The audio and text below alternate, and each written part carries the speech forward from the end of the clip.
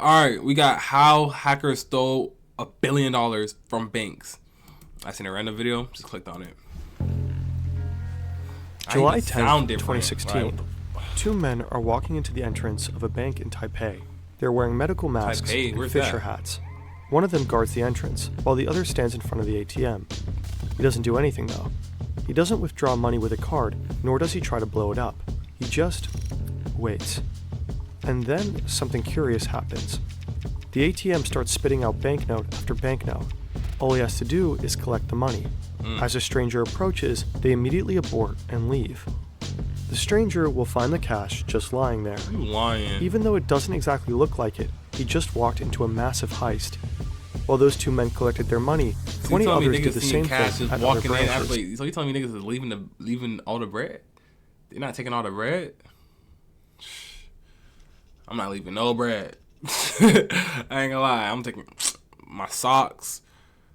But what? My ethicas, they were going everywhere. Okay. This is just one puzzle piece of a larger operation. How you know it's an inside job? A 2-year-long How can that be an inside job? Oh, you probably have to have like a code and shit like to even get that system. I feel you. To its core. Bro, More than 100 banks in over 30 countries with stolen funds amounting to roughly $1 billion US. One of the biggest bank heists in history, orchestrated by hackers. The Carbonac Group. They are led by one elusive mastermind. But on this one night in Taipei, he and his team made a crucial mistake. One that they will pay a heavy price for. Carbonac was a game changer, I think. Poof. The attackers, they have the password of the administrator. So at that point we knew that they were watching what we were doing. It's very hard to arrest a piece of code. What do you mean by that?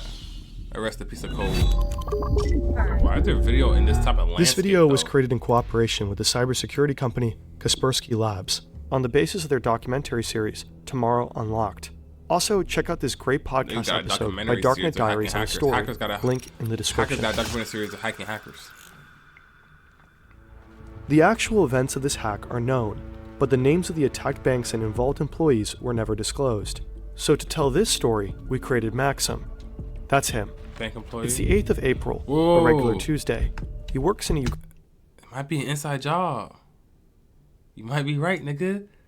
Or maybe I haven't been listening, but you might be right. It might be an inside job. Ukrainian bank. He's a well-respected employee, but he has a bad habit of not installing his Windows updates. As he sips his coffee and thinks about the receptionist he has a crush on, an email from his colleague pops in. It's from Sergey, his co-worker. The mail has a Word document attached. It translates into Compliance with Federal Law 115, dated 21/7/2014. Sounds important enough. Maxim clicks on it. He reads it, closes it, and continues his very ordinary workday. A few months later, Maxim is sitting in a meeting. His boss seems distraught. Some of his bank's ATMs started spitting out banknotes at seemingly random times of day. It seems like whoever was lucky enough to show up at the right time could just grab the money. So technically, it wasn't an inside job, but it was an inside job because the inside nigga helping the hacking nigga without even knowing he helping the hacking nigga. So he made you the inside job without even asking you permission first to be inside job, and then you get no bread at the end of the day. The bank might be the victim of a cyber attack. The employees should act cautious and avoid suspicious emails. Emails, meetings, stress, colossal hacks. For many, it's the same story every day. What if you want to throw in the towel and build something of your own? Odoo is an all-in-one platform that gives you everything you need to manage your business. You don't need any tech skills. Oh my gosh, honestly, no tech and the Pixtimize your fee. Free for life. If you're ready to deal, select Hired Kaspersky to investigate their problem. Your own websites for free. The bank hired Kaspersky to investigate their problem. Suddenly all your ATMs are empty. You know that something had happened. This is Jort van der Wiel. He was part of the team on the case. He checks the hard disks of the affected ATMs for malware and finds nothing. Not one suspicious activity, not a single trail to follow. A few months later, van der Wiel gets a call in the middle of the night. It's 3 a.m. It's an account manager working for a large Russian bank. He says van der Wiel and his team need to call his IT guy ASAP. A couple of minutes later, one of van der Wiel's Kaspersky co-workers shows up at a bank in Russia. The IT guy on the site is panicking. I ain't gonna lie, the illustration for this video is low-key tough, gang. Like, they low-key snap. I'm watching this shit like, what the fuck is going on? I'm paying attention to the, damn, I can barely talk. I'm paying attention more to the The team need to fucking. call his IT guy ASAP.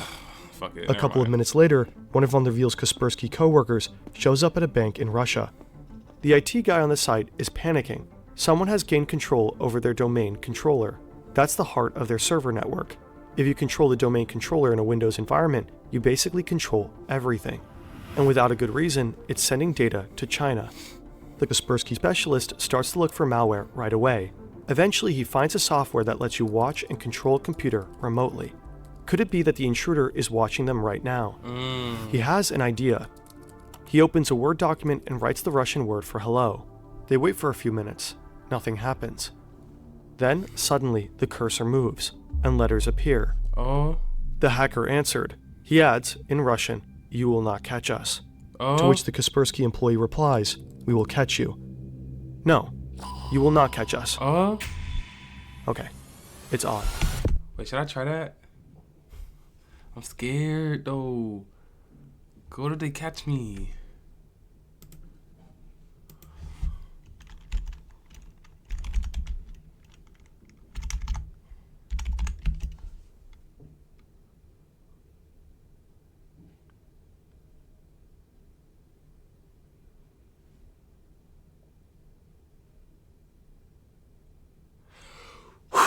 I think we're good. I think my software is good, nigga. I think we're good, nigga.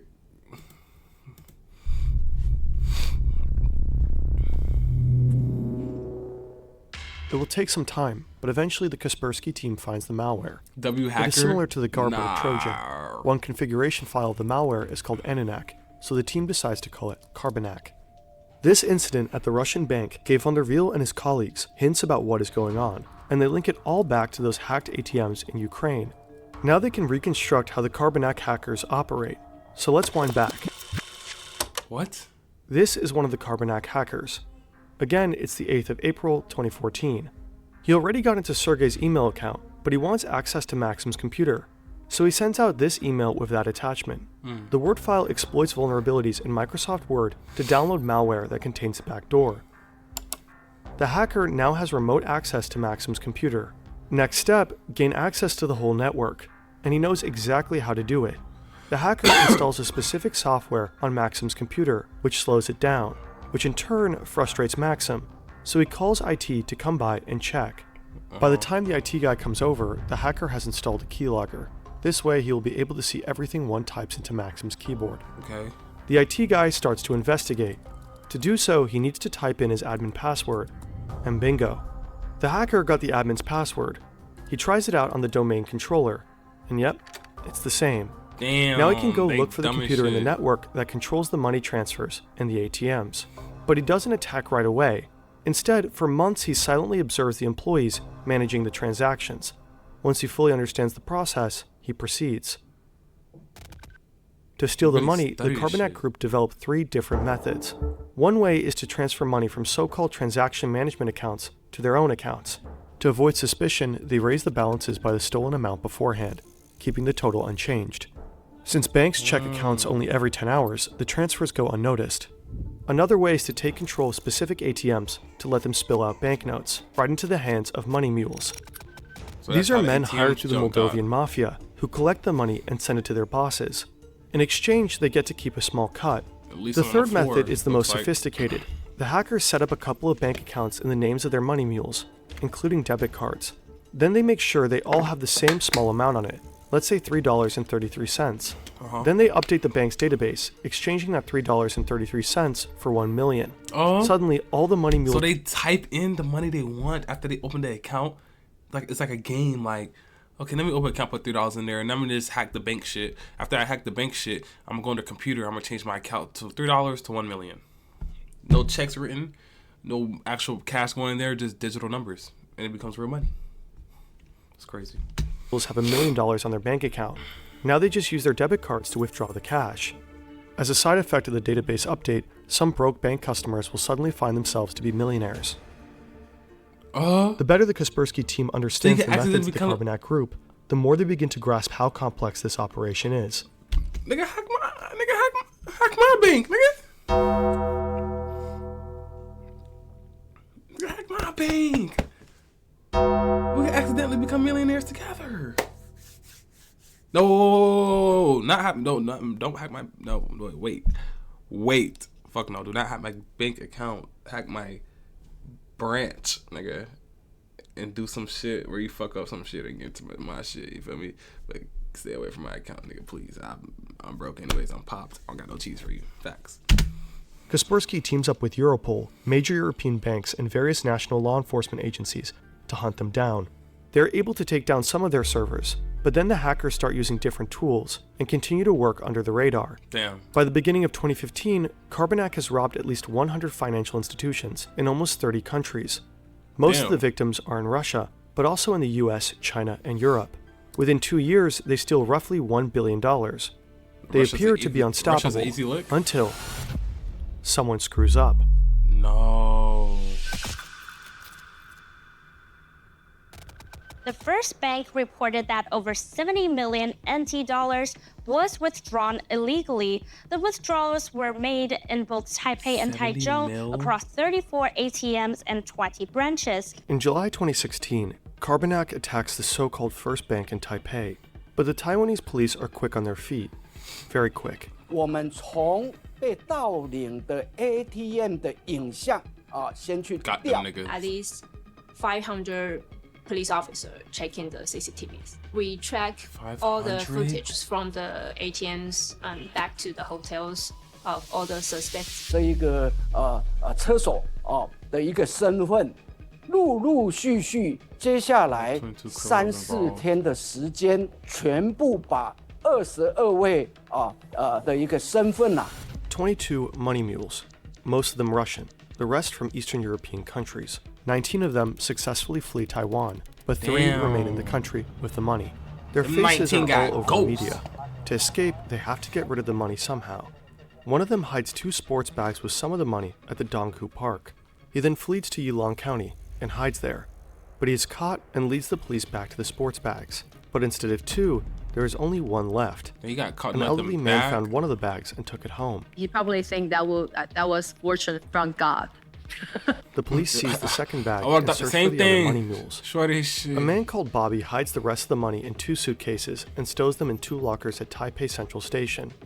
Shortly after, 2 other men from Eastern Europe arrive in Taiwan and collect the suitcases from the main station. They go to a hotel to have brunch. As they sit down, they're interrupted by the police. Damn. Put down the knife, your fork, stay calm, don't move. Recognize the election with us, such as I am. They ask the men to take them to their hotel room. Сколько у вас человек всего? Здесь нас двое. Нет, целая группа. Чего группа? Вот это преступление. In their hotel room, law enforcement finds banknotes that are worth roughly 1.5 million US dollars. Damn. The Taiwanese police managed to recover 90% of the stolen money. Damn. The 3 money mules are sentenced to a little over 4 years in prison. Damn. These guys are just low-level operatives, The rest of the 19 got but on the off phone free. of one of the men, the Taiwanese police find pictures of stacks of money in various currencies. They also find emails from the suspected head of the Carbanak group. Europol, the FBI, cybersecurity companies, and several authorities from different countries work tirelessly to find the Carbanak mastermind. Little do they know he is hiding all the way across the globe, living a life in luxury. So did they catch him or no? The fall of the mastermind. March 6th, 2018. This is Dennis. He's Ukrainian, but now he lives with his wife and son in Alicante, Spain. Ukrainian. He's a rather private person. He doesn't really leave the house. Right now, as per usual, he's coding new malware. He's one of the best of his trade. To keep a low profile, he does most of his spending in Bitcoin. At the time, he's worth 15,000 Bitcoins. In 2018, that was worth roughly $162 million. Today, it would be more than $1 billion. Damn. But there are some things that Bitcoin can't buy. Not a lot of car or house sellers like to be paid in digital currencies. So he needs to use real money to buy these, which leaves traces. This is what tipped off the police. They start to follow the money and eventually realize who he is. Caught his ass like that. I know who His laptop is still on and unlocked. The forensic team immediately starts to collect evidence. The authorities will seize 2 BMWs and jewelry, valued at $500,000, and of course, his bitcoins.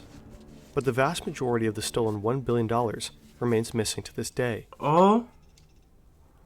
tucked away for his kids. Dennis K. may have been the mastermind behind the Carbonac operation, but he certainly didn't work alone. We think that it was quite a big team, at least between 10 and 30 people all together that was able to pull this scheme off. You can find the same piece of code being used by different groups. And it's very hard as a security researcher to know the difference, which group is using what code, because the code is very similar. It's very hard to arrest a piece of code. In late 2018, 3 Ukrainians were arrested who were allegedly involved as well. Allegedly. The Carbonac malware still exists today. The hackers who use it go by many names: Fin7, Joker's Dash, Carbon, and Cobalt They're still trying Spider. to get paid. Experts suspect that those Russian cybercriminals are given free rein by the Russian government in order to cause chaos in the Western world. Maxim's bank lost millions. As we know now, this could have easily been avoided. The Carbonac group exploited a vulnerability in Microsoft Word, one that had already been fixed 3 years prior, but Maxim was too distracted to install those Windows updates. So make sure to keep your systems up to date. It could save your employer a couple million. Damn, W video. Yo.